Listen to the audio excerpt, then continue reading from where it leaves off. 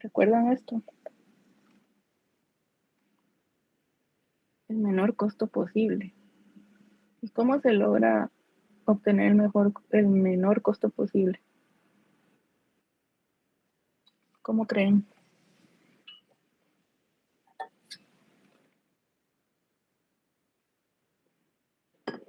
¿Alguna idea por ahí?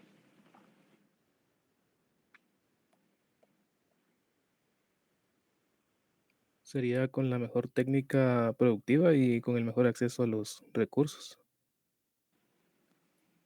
Sí, exactamente, eso es por un lado. ¿Y qué pasa si no disponemos de todos los recursos y la mejor técnica dentro del país? ¿Cuál sería la decisión? Importar.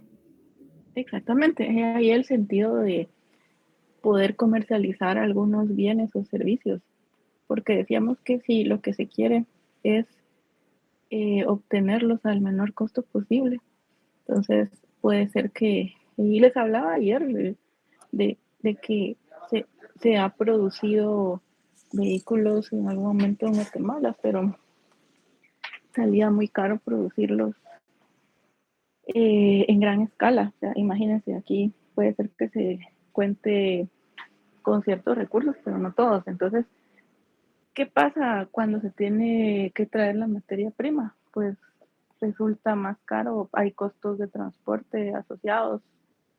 Hablábamos de ello un poco ayer, de esos costos, cómo se pueden ver afectados en algún momento, sobre todo cuando hay una interrupción en las cadenas de suministro. ¿Y qué pasa con la mano de obra? ¿Qué piensan de la mano de obra? Ya que estamos hablando de la técnica, de la eficiencia y productividad. ¿Qué podemos decir de la mano de obra?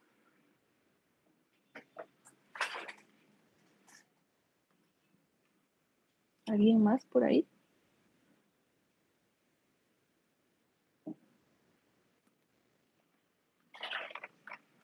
Si la mano de obra es barata, los costos van a ser bajos. ¿Y qué pasa con la preparación, la tecnificación de la mano de obra? Podría ser que para la producción de ciertos bienes no se cuente con los conocimientos, ¿verdad? Aquí en Guatemala, para, creo que ya ha habido problemas asociados en el pasado donde se ha intentado instalar ciertas plantas de producción, pero no se cuenta con esa mano de obra especializada. Nos pasó con el caso exactamente, a ese caso me refería de Intel. En Guatemala no, los empresarios no encontraron mano de obra para poder echar en marcha estos proyectos, entonces se fueron a Costa Rica. Y así se podrán encontrar otras historias que no nos han favorecido. ¿Sí? Entonces, tiene mucho que ver, son varios aspectos. Al abrir la economía nos encontramos con eh, ciertas restricciones, ciertas limitantes, y el análisis es más profundo, es más complejo. Entonces, esto hay que tomarlo en cuenta porque está asociado al desarrollo de tecnología y productividad, como les mencionaba. Entonces, y bueno, y denme un ejemplo donde sí se puede aprovechar la mano de obra barata, decía Camilo. ¿Cuál es esa mano de obra barata? ¿Qué fenómeno hemos visto en Guatemala? Sin especialización técnica. Sí, ¿qué tipo de empresas buscan Guatemala? Exactamente, la maquila. Y aquí hay algunos que trabajan en otra especie de maquila. ¿Cómo se llama esa especie de maquila? Los call centers. Exactamente, los call centers son parte de esta ley de maquilas, la cual fue reformada en 2016 porque resulta que antes cualquier empresa podía adherirse a este tipo de régimen especial. Entonces la reformaron en 2016 para restringir y orientar beneficios precisamente a las empresas que sí pudieran tener cabida dentro del contexto perseguido, ¿verdad? O sea, maquilas. Y no hay maquilas solo de tipo textil, hay de distinta naturaleza. Por ahí ustedes sabrán de algunas, ¿sí?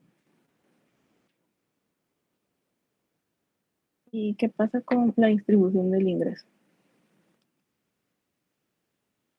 Entre países, ¿cómo es la distribución? Bueno, internamente, de hecho, internamente, si hablamos de distribución del ingreso, me imagino que en otros cursos han abordado este tema de la desigualdad, ¿o me equivoco?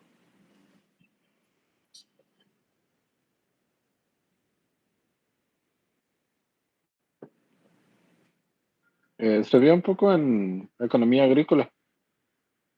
Ah, sí, ahí vieron la curva de Lorenz y el coeficiente de Gini, ¿verdad? Con el Sí, licenciado exacto. Escobar, con el licenciado Escobar lo recibieron.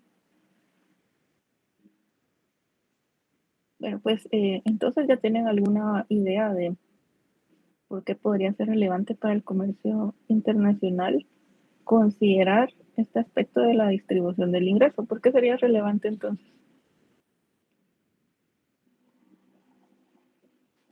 ¿Alguna idea?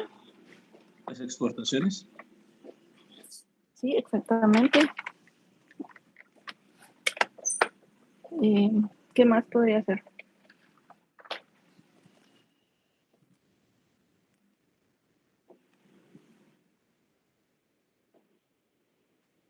Las exportaciones, las importaciones también, ¿verdad?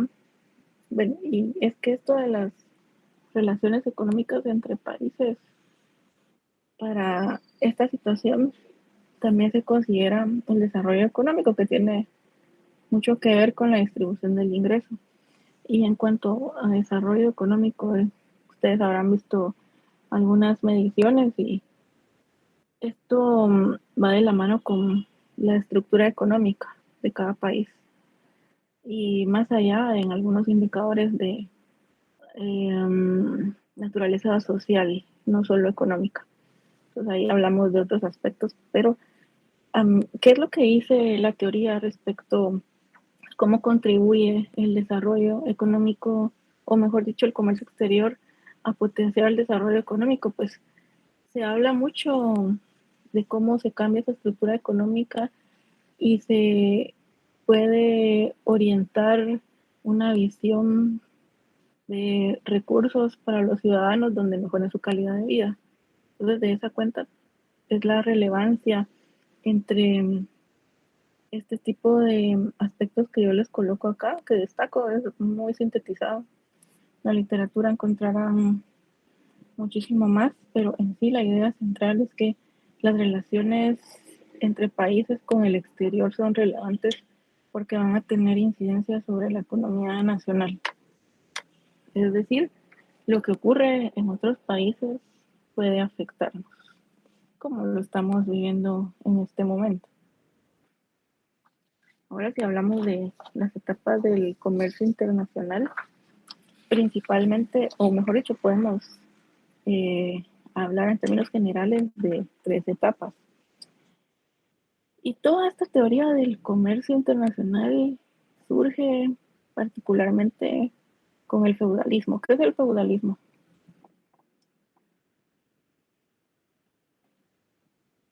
Y aquí sí entramos al aspecto puramente doctrinario relacionado con las escuelas del pensamiento. Es una forma de producción económica el feudalismo. ¿Y cómo es esa forma de producción? El pueblo, digamos así, está avasallado a una persona que es la dueña de las tierras y es a que le entregan una buena parte de las mercancías como forma de pago a cambio de estar en las tierras, en forma de producción de producto, ¿verdad? Y el Sí, resto para su subsistencia. exacto. ¿Y se ha experimentado esto históricamente o no? ¿Caso Guatemala? Sí, aquí en Guatemala sí, y creo que hasta la fecha todavía hay lugares donde se da. Exactamente, y eso tiene que ver con el desarrollo del que hablábamos anteriormente, ¿verdad? No entro mucho yo en detalle en cuanto a desarrollo económico, porque eso lo verán en cursos posteriores, pero sí ya hay que apuntar hacia esa idea de por qué se dan las diferencias y como dice Augusto, hasta la fecha todavía vemos feudos en algunas regiones del país, ¿verdad? Donde los terratenientes pues básicamente están rentando sus tierras para que la población produzca, les pague un tributo, y como decía Augusto, ¿qué les queda? Lo mínimo, ¿verdad? Entonces, ¿qué pasa con esta escuela de pensamiento? Lo que priorizaban era el abastecimiento del consumo del feudo, ¿verdad? Eso era lo que priorizaba. Había un control eh, sobre las tierras, ¿verdad? Sobre lo que se producía, ¿sí? ¿Y qué pasaba con el comercio? ¿Alguna idea? No, sí lo tuvieron que haber visto. Yo sé que fueron muy cargados los dos cursos de doctrinas, pero precisamente son de los primeros semestres del área profesional porque van a ser muy útiles para poder desarrollar más adelante otras teorías que surgen de esos pensamientos. ¿Cómo era el comercio exterior en ese momento?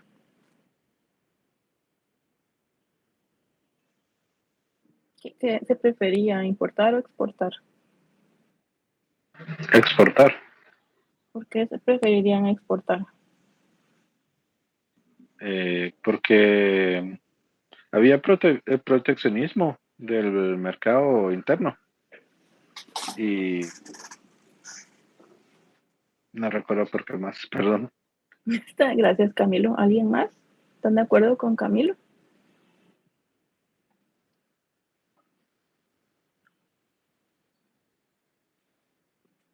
Ya no recuerdan mucho, ¿verdad? Era mucha lectura. Pues que se privilegiaba en el feudalismo, se privilegiaba incrementar los satisfactores disponibles. ¿Cómo se podría lograr esto entonces?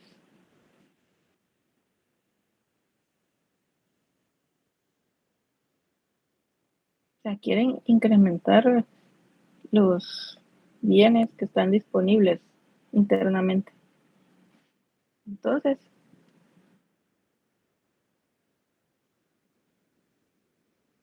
¿cuál sería la intuición detrás de eso? Si no recuerdo mal, doctora, era que se entendía importar más producto del Así es. extranjero. Es que yo estaba confundido, pero creo que el proteccionismo viene en el siguiente método, ¿verdad? Es donde se Uh-huh. dan cuenta con esto del rollo de Flandes y los pañuelos y todo ese rollo. Exactamente. Entonces, en el feudalismo, lo que se prioriza es el maximizar la cantidad de recursos disponibles internamente. Entonces, lo que se va a privilegiar es importar. Esto para que vayamos teniendo una idea, y por ahí ya les dejé una tarea, vamos a hablar de ella más tarde. Así que los que no se han agregado a Classroom deben hacerlo porque ahí es donde voy a estar incluyendo todas las actividades del curso, ya que en modalidad híbrida no siempre tenemos la oportunidad de que se distribuya de forma impresa alguna actividad, pero creo que es bastante amigable el uso de Classroom para todos. Entonces solo hago este paréntesis, porque sí tiene mucho que ver la tarea con todo lo que estamos mencionando en este momento. Entonces ahora sí vamos, ¿y cuál es la siguiente etapa? El mercantilismo. ¿Qué pasa con el mercantilismo? Por ahí Augusto ya daba algunas luces sobre el mercantilismo. En cuanto a comercio exterior, ¿qué privilegiaba el mercantilismo?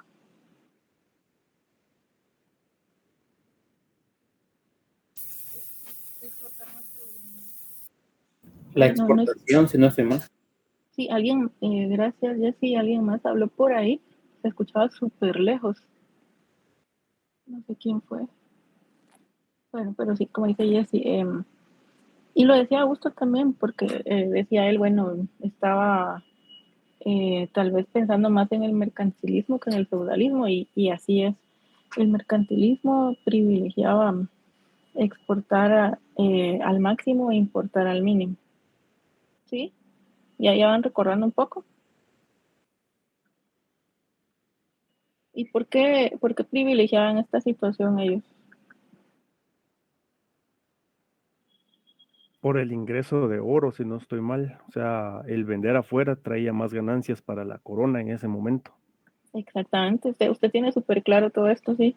Así es, entonces ellos querían metales preciosos, oro, todo esto que los enriquecía, querían tenerlo.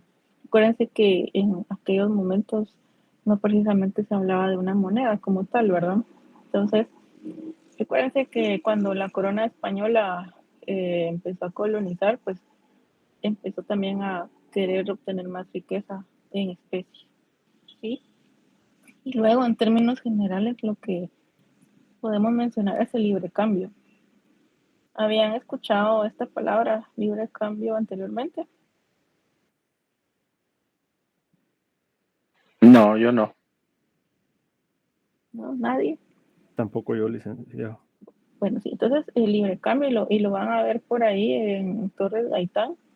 Y también si lo googlean en este momento, van a encontrar que sí existe y se refiere a que no hay obstáculos para el comercio, básicamente. A eso se refiere, no hay restricciones. Entonces se empieza ya a crear un entorno donde no es que se va a privilegiar importar o exportar, sino que va a depender de las necesidades de cada país. Entonces puede ser bueno exportar en mayor medida o en menor medida, al igual que importar. Entonces, va a depender mucho de las necesidades de cada país. Entonces, privilegiando siempre comprar barato, ¿verdad?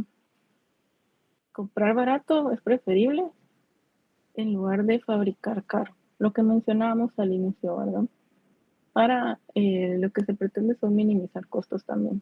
Entonces, la idea básicamente en cuanto a las etapas del comercio internacional es pasar de una economía nacional, o sea, autarquía.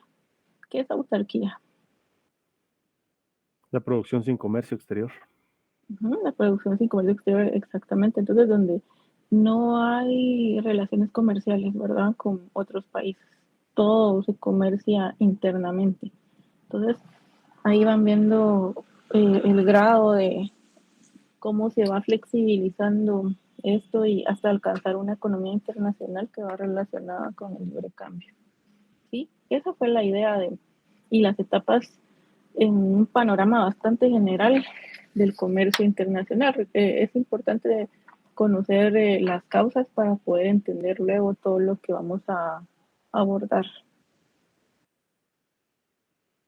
Y hablando de causas, o sea, ¿por qué surge esta teoría del comercio internacional que ya veíamos que es importante? Fue importante en cierto momento, ahora es importante también. Entonces, ¿por qué fue que surgió toda esta teoría y todo este análisis precisamente enfocado en relaciones entre países? Pues porque surgen los estados políticamente independientes, surgen las nacionalidades, sí, que en algunos tiempos muy antiguos no existían. Se fundan estados políticamente independientes que tienen sus propias políticas, medidas, ya tienen su propia política económica y eso es importante porque pueden tomar decisiones, ya no, recuérdense que la independencia permite la toma de decisiones, lo cual no era posible anteriormente. ¿Qué pasaba con el feudalismo?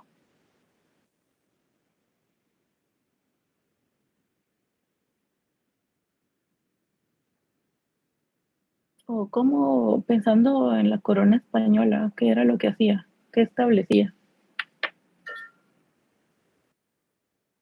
Colonias. Establecía colonias, es decir, que dictaba medidas para todas sus colonias.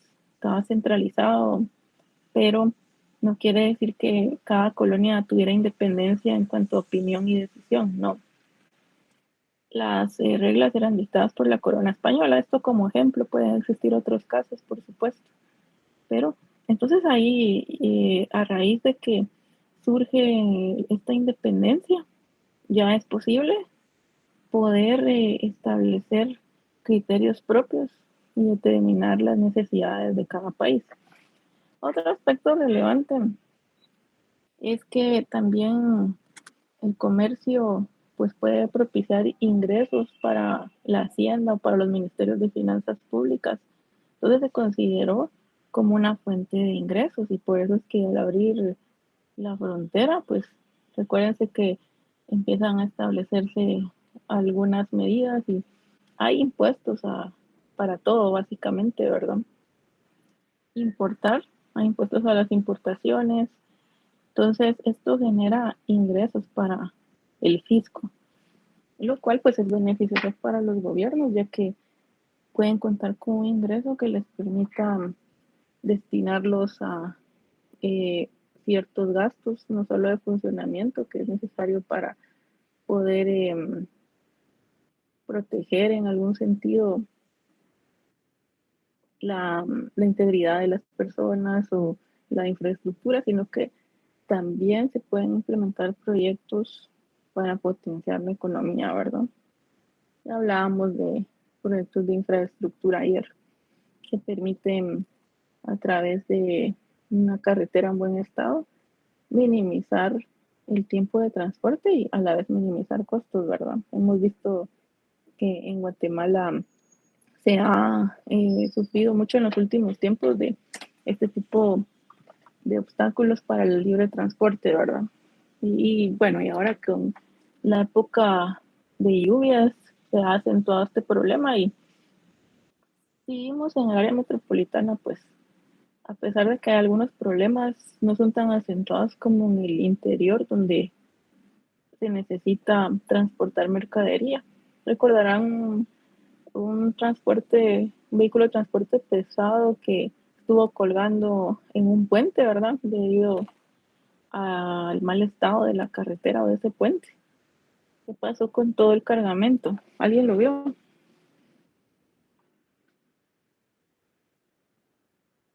¿Alguien vio esa noticia?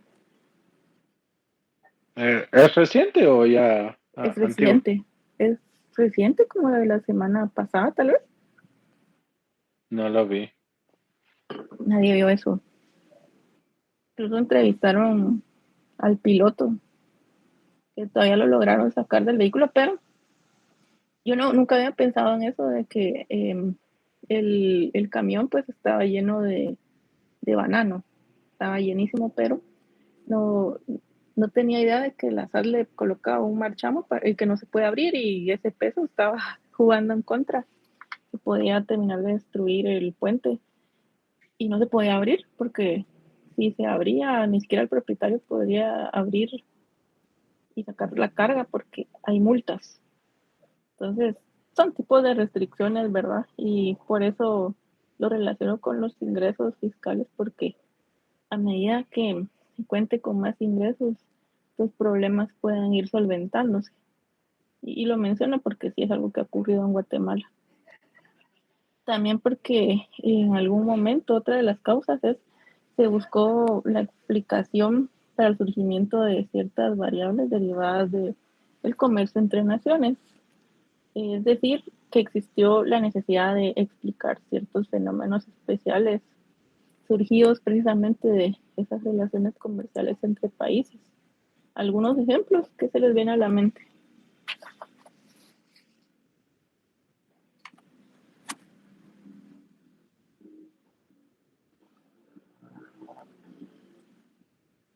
¿No? ¿Algún ejemplo? Variables del sector externo.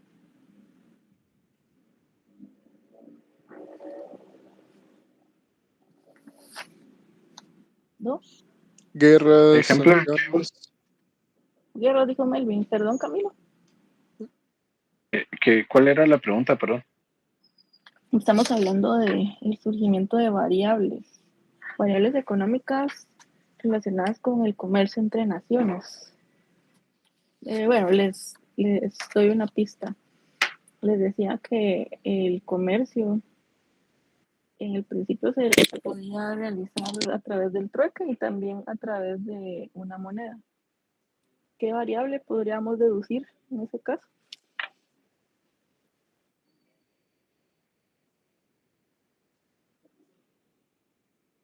El tipo de cambio. Exactamente, el tipo de cambio, gracias. Bueno, eso, y ya había mencionado algunas relacionadas con los ingresos fiscales, aranceles, otras restricciones, podría ser, ¿verdad? Entonces, existe la necesidad de crear una teoría propia para todo el comercio internacional debido principalmente a estas tres razones. Pero hay otras. Hablábamos recientemente sobre la movilidad de los factores, ¿verdad? O sea, cómo se trasladan. Y aquí viene hay diferente grado de movilidad de factores entre los países. David Ricardo señala algo relacionado con la movilidad, y estoy hablando de movilidad de factores en general, no de movilidad de capitales, que eso lo estarán viendo o lo van a ver en macroeconomía 3, ya es más enfocado en ese análisis, pero hablando en general de movilidad de factores, ¿qué decía David Ricardo sobre la movilidad de los factores?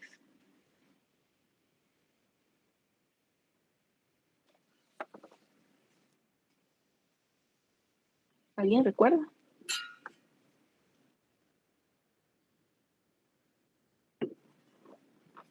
Pues David Ricardo, ¿qué tipo de pensamiento o qué tipo de corriente seguía David Ricardo en cuanto a doctrinas? Era la economía objetiva.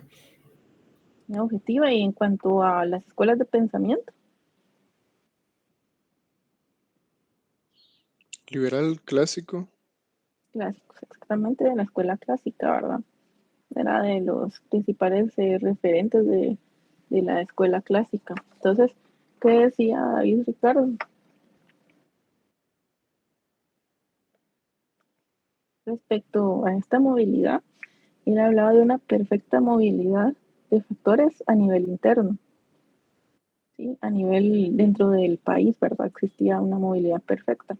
Es decir, que no había obstáculos al desplazamiento de los factores, incluida aquí la mano de obra, etcétera. Entonces, pero, ¿qué pasaba? ¿Qué creen que pasaba si se movían de un país a otro los recursos? ¿Será que también existía una movilidad perfecta? Teniendo en mente los postulados clásicos, ¿qué piensan?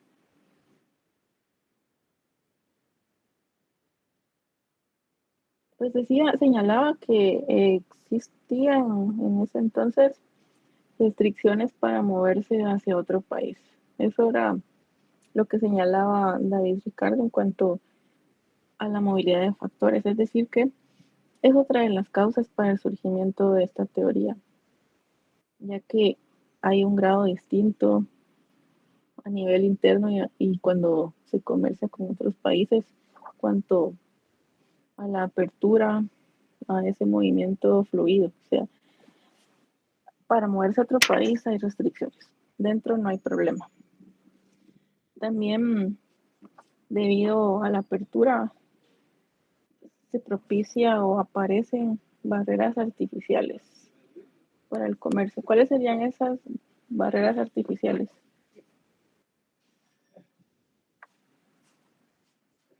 ¿Alguna idea? Los aranceles. Exactamente, aranceles. ¿Qué otra?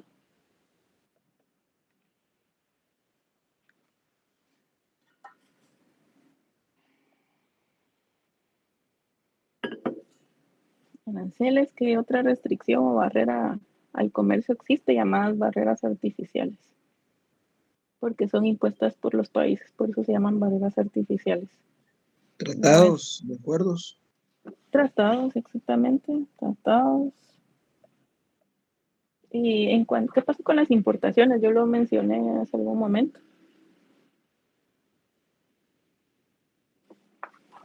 ¿Recuerdan que les dije que podían también imponerse impuestos a las importaciones? También pueden imponerse cuotas.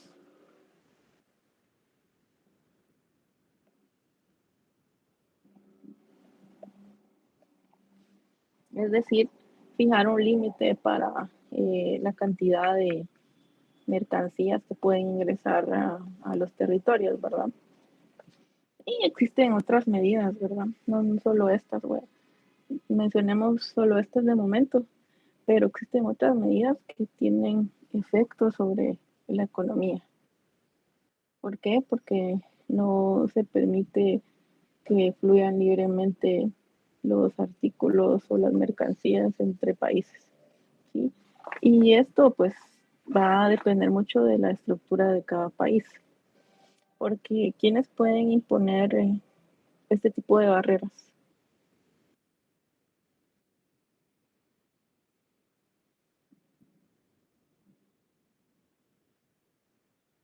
¿Qué tipo de países? Porque aquí vemos que todo esto en sí va a depender de la estructura de cada país, la estructura económica. Los países desarrollados. Los países desarrollados o países avanzados, dependiendo la definición que estén utilizando, pero sí, los países con cierto poder, ¿verdad? Para imponer sus propias reglas a nivel mundial. Entonces, si lo comparamos con un país como Guatemala, pues de entrada tenemos que someternos, ¿verdad? A las reglas que dicte un país avanzado para poder comercializar con él. ¿O qué piensan al respecto? ¿Alguna idea?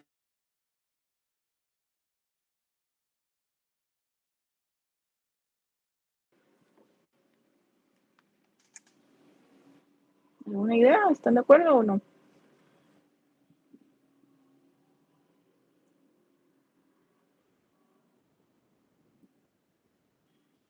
Están muy callados hoy. Que es viernes, ¿verdad?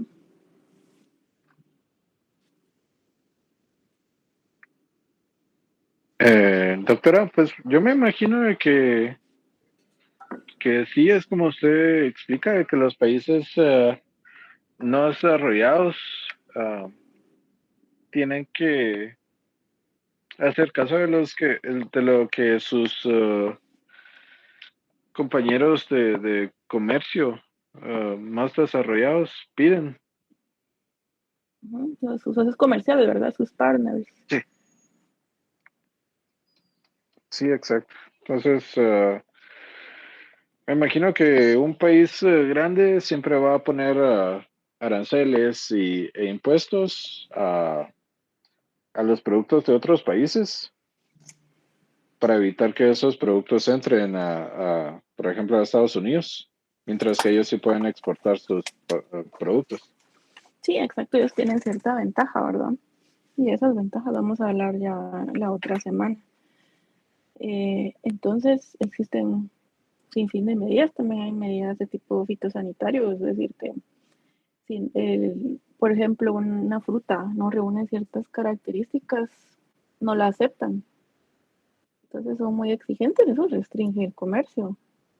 Con una manchita que tenga algo ya lo devuelven. Entonces son medidas de esa naturaleza, no precisamente. Y no todas podrían considerarse medidas legales para el comercio, que también vamos a hablar de ello más adelante. Estamos teniendo la fotografía, el panorama amplio, pero vamos a ir a más detalles para tener una idea general y para mencionarlo desde ya, para que cuando lo abordemos ya estén familiarizados con algunos conceptos. También surgieron sistemas monetarios y crediticios independientes, es decir, que cada país se implementa sus propios sistemas. Cuando hablamos del sistema monetario, ¿de qué estamos hablando? Del Estamos sistema hablando, ISA. el sistema de divisa, estamos hablando de dinero, ¿verdad? Entonces, se empiezan a crear, se empieza a surgir la necesidad de realizar pagos, ¿verdad? Ya que se está comercializando, se abrieron las economías, entonces se crean medios de pago para poder comercializar y poder agilizar algunos procesos. Entonces se regulan medios de pago también, existen ciertos mecanismos monetarios.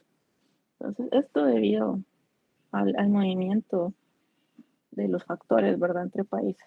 Es otra de las causas por las que surge una teoría propia para el comercio internacional Y finalmente, la política económica autónoma, es decir, independiente, cada país toma sus propias decisiones para poder generar una estructura económica propia.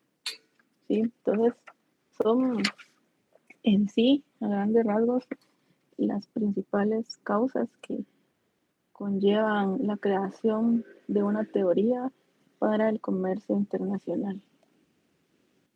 Y ahora hablemos de los ámbitos de estudio del comercio internacional. Y lo ven desde el programa que tienen en Classroom y el que se distribuyó hace una semana. Se habla de teoría pura y de teoría monetaria. ¿Qué nos referimos con teoría pura? Y la teoría pura es aquella área que va a señalar la explicación y proyección de ciertos acontecimientos. Podemos hablar de un enfoque positivo o objetivo, entonces, ¿verdad?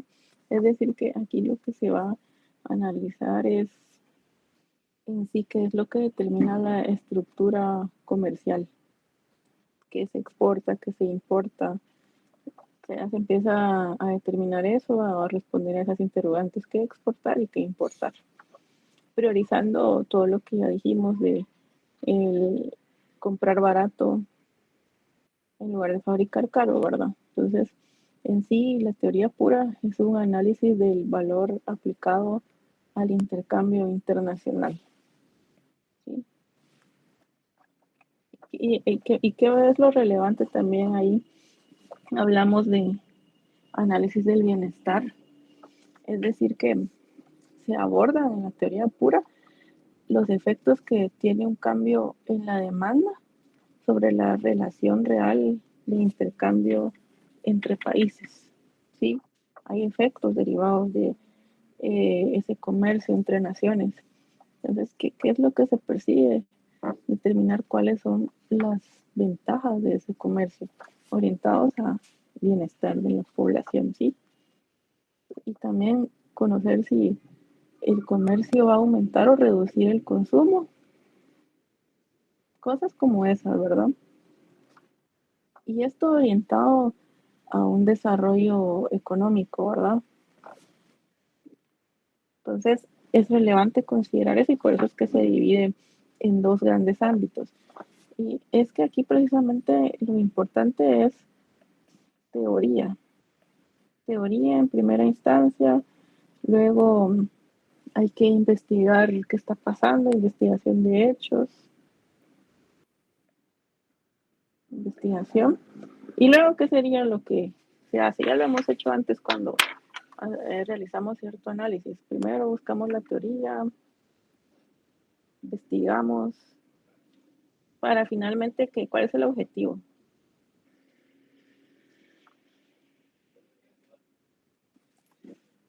¿Cuál es el objetivo?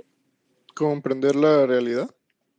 Comprender la realidad, pero ¿qué es lo que finalmente queremos hacer? Hablábamos de políticas. Al abordar estos dos aspectos, podemos determinar medidas, ¿verdad? Aplicar medidas, ¿sí? Orientadas, porque aquí vemos estos dos grandes temas que van orientados al bienestar. Entonces, para eso es útil este ámbito de la teoría pura, orientado a la aplicación de medios. Ese por el lado de este primer ámbito. El segundo ámbito es la teoría monetaria. Decíamos que hablamos de teoría monetaria, estamos hablando de dinero, ¿verdad? ¿Qué es lo que se persigue aquí? Aplicación de principios monetarios. ¿Sí, Melvin? No, licenciada, disculpe. Todo selectivo, ok. Entonces, aplicar principios monetarios al intercambio, es decir, buscar la explicación de la acción de las monedas, ¿sí? Todo relacionado con monedas. Por otro lado, un proceso de ajuste Entonces, aquí se realiza un análisis mediante el uso de ciertos instrumentos monetarios, cambiarios y financieros, procurando contrarrestar desequilibrios en la balanza de pagos. O sea, esta parte va relacionada mucho con la balanza de pagos.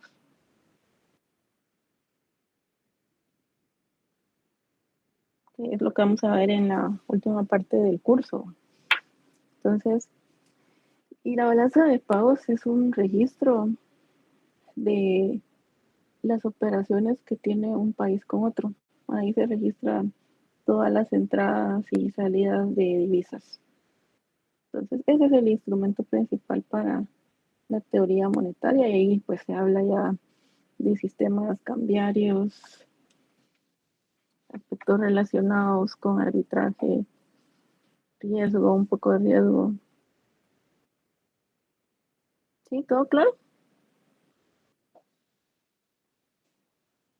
Sí, claro. A ver qué hora es. Bueno, hasta aquí con la primera parte de la unidad 1. Ya les asigné una tarea. A ver, tarea número 1.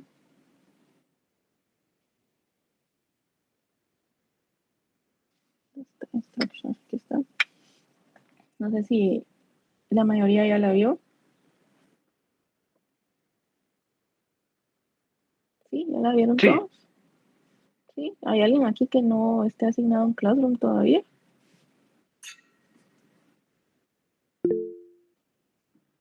¿No? Bueno, entonces todos están asignados. Es que no coincide el número de inscritos con el número de... Yo no soy asignado, licenciado. Bueno, sí, el licenciado Ortiz puede compartir el vínculo, por favor, de Classroom y del chat de WhatsApp, por favor. Entonces, para que... Ahorita. Gracias. Para que tengan todos acceso a esta primera tarea que se debe entregar. Se debe entregar, o sea, en papel, el jueves 18. Básicamente aquí lo que pido, aprovechando que nos quedan unos minutos, es un cuadro sinóptico relacionado con las doctrinas económicas. Aquí pues solo por esquematizar esta tarea, aquí podría ser escuela clásica, ¿verdad? Escuela de pensamiento, pueden poner aquí escuela clásica. Voy a volver a, déjenme, voy a volver a compartir, solo voy a descargar para poder escribir. Un segundo. De lo que han leído, ¿tienen alguna duda con respecto a la tarea? Yo sí, Lick. Es que yo creo que entendí mal. Uh-huh. ¿Es un cuadro sinóptico por todas las escuelas que nos dejó abajo? ¿O es uno por cada uno de los que nos dejó hasta abajo? Ahora los proyectos que no me dejaba escribir, pues por eso me salí.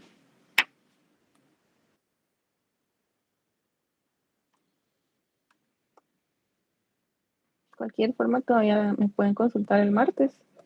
Próxima semana tenemos actividad presencial, martes y jueves.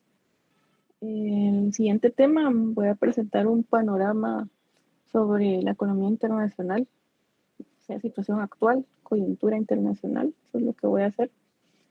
En la clase número 2 ya vamos a hablar de el pensamiento clásico. Bueno, a ver, escuelas de pensamiento a incluir, dice,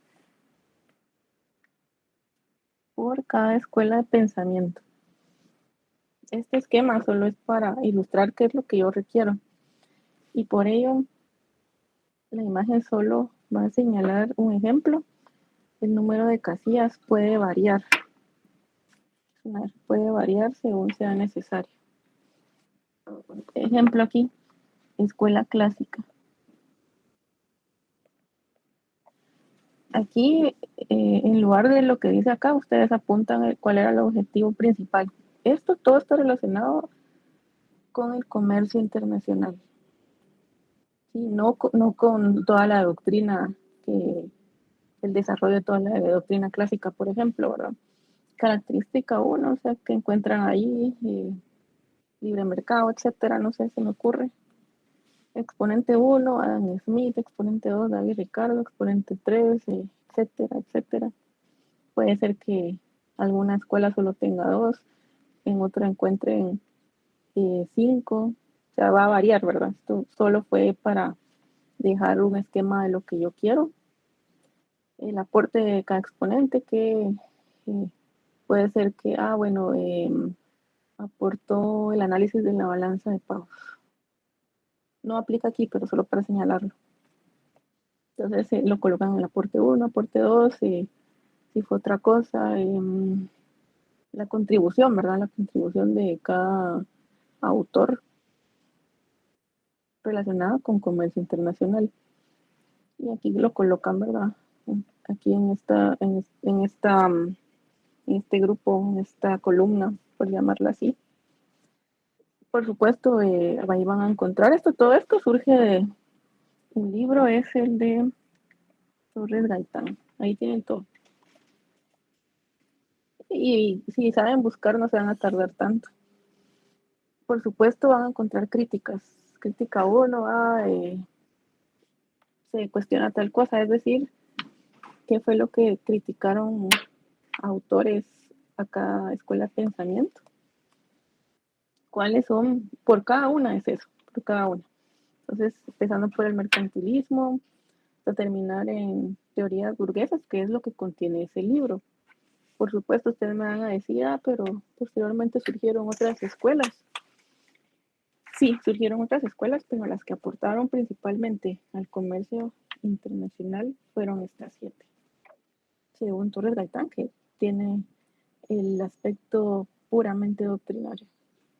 ¿Sí? Entonces esto no se los acepta en computadora, tiene que ser a mano. ¿Sí?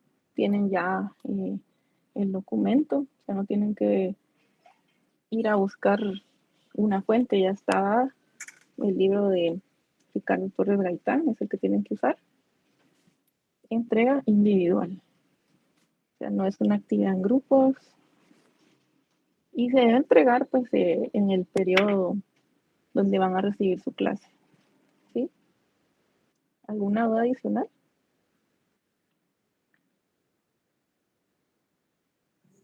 Licenciada, disculpe, ¿qué dijo que íbamos a poner en las críticas? Es que por ahí van a encontrar principales argumentos en contra, por ejemplo, o críticas a la escuela de pensamiento clásico o al mercantilismo. ¿Sí?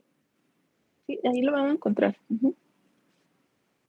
Entonces es lo que se cuestiona de cada pensamiento, ¿verdad?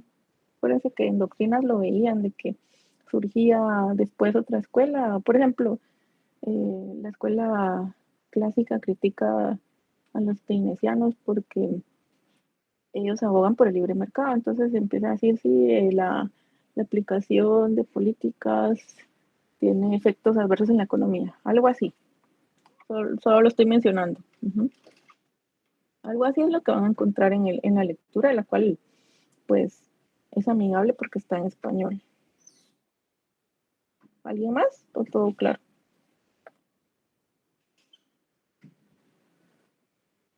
Todo claro. De cualquier forma, a veces las dudas empiezan a surgir cuando uno ya empieza a trabajar. Entonces, el martes que nos vemos, se pueden consultar si tienen alguna duda. Esto porque ya ustedes conocen los cursos de doctrina, ¿sí, Mariano? Gracias, licenciada. Disculpe, usted mencionó al principio del curso una parte introductoria de algunos conceptos. ¿Habrá un texto que podamos leer a manera de resumen? Resulta que yo no he llevado las macros, la micro 2, y entonces no sé qué pueda leer como un resumen para poder llevar este curso. Gracias, licenciada. Gracias, Mariano. Sí, creo que no es el único que está en esa situación, porque